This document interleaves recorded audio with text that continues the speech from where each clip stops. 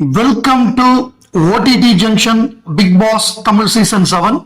So இதை பொறுத்தவரைய அர்ச்சனாவுடைய drawing, அவருடைய படத்தை வந்து திருவேங்கடம்னு ஒரு ஓவியர் பிரமாதமா வரைஞ்சிருக்காரு.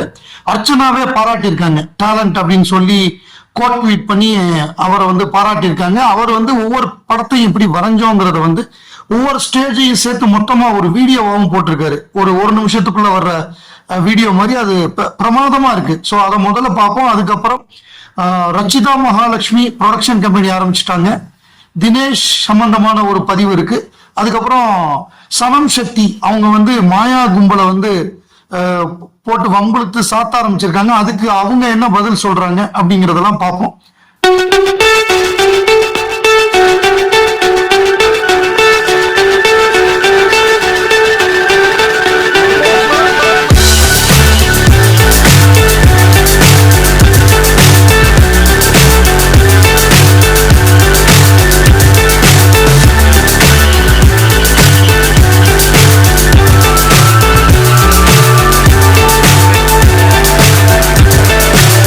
So high I'm hypnotized. What's up is down, what's left is right. Chasing stars and holding you. I can't see the end, but we'll see it through.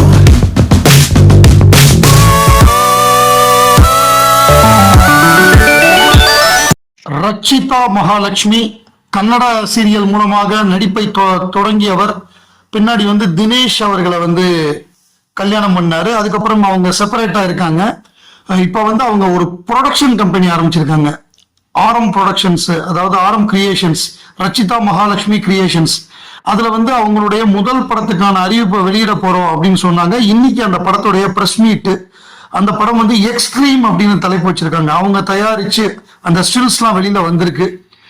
ஏற்கனவே அவங்க போலீஸ் கேரக்டர்ல நடிக்கிறாங்கிற மாதிரியான பிக்சர்ஸ் எல்லாம் வெளியிட்டாங்க.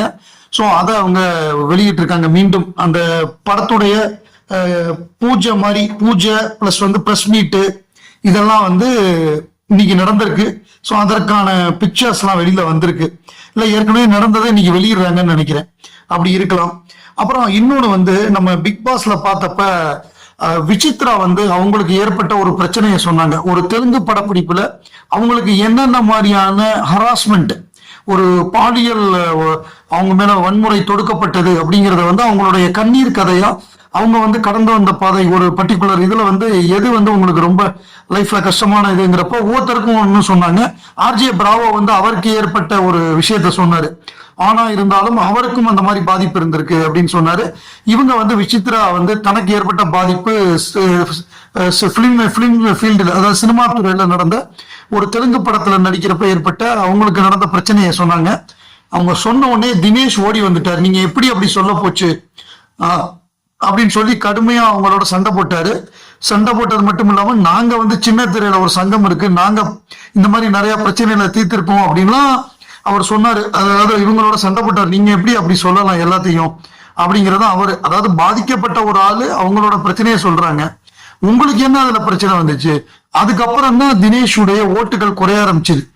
எம்சிபி தினேஷ்னு போட ஆரம்பிச்சாங்க, மேல் சாவனிஸ்ட் பிக் அப்படின்னு. தினேஷ், விஷ்ணு, மணி 3 பேருமே அப்படித்தான் சொல்லுவாங்க. அதுல மெயினா தினேஷை தான் மெயினா சொன்னாங்க. விசித்ரா அவர் அப்படி பண்ணதுதான் பிரச்சனை. இப்ப ஆனந்த விகடன் அதுல வந்து ஒரு கட்டுரை வந்திருக்கு. என்னன்னா, பிக் பாஸ் தினேஷ் மீது நடவடிக்கையா, டிவி நடிகர் சங்க பொதுக்குழுவில் அதிரடி முடிவு அப்படின்னு போட்டிருக்காங்க. அதாவது இதுல என்னன்னா ஒரு பிரச்சனை வந்திருக்கு. என்ன பிரச்சனைனா, ரவி வர்மா அப்படிங்கிறவர் தான் இதுக்கு முன்ன பீரியட்ல வந்து அந்த சங்க தலைவராக இருந்தாரு. அந்த அவரோட தான் சேர்ந்து தினேஷ்லாம் வேலை பார்த்திருக்காங்க. அவரோட ஒரு என்ன சொல் ஆபீஸ் பேரரா இருந்திருக்காரு தினேஷ். அவருக்கு அவரோட தலைமைக்கு கீழே, அதாவது ஒரு வீடியோ வந்து என்ன சொல்லியிருக்கு அப்படின்னா, இந்த புதுசா வந்தாங்கல்ல போஸ் வெங்கட் அவங்க எல்லாம் தான் இப்ப தலைவரா வந்திருக்காங்க. இப்ப வந்து டிவி சீரியல் அந்த சின்ன திரை நடிகர் சங்கம், கரெக்டான வார்த்தை சொன்னா டிவி நடிகர் சங்க பொதுக்குழு, ரைட்டா? அதுல வந்து என்னன்னா, இந்த ரவி வர்மாங்கிறவர் வந்து பணத்தை கையாடல் பண்ணிட்டாரு, ரவி வர்மா தினேஷ் இந்த குரூப் எல்லாம் அப்படின்னா அவர் மேல பிரச்சனை இருந்துச்சு. இப்ப புதுசா என்ன வந்திருக்குன்னா, அவர் வந்து ஒரு பெண்ணிடம் தவறாக நடந்து கொண்டார், பாலியல் ரீதியாக ஒரு வாய்ப்பு வாங்கி தரதுக்காக accepted a senior actress to give her an opportunity to act. the actress had complained that Ravi Verma had controversially said that he would get an opportunity only if he did what he said. அதாவது அவருக்கு ஆசைக்கு இணங்க மறுத்தால் மட்டுமே நான் வாய்ப்பு வாங்கி தருவேங்கிற மாதிரி சொல்லி வற்புறுத்தி இருக்காரு.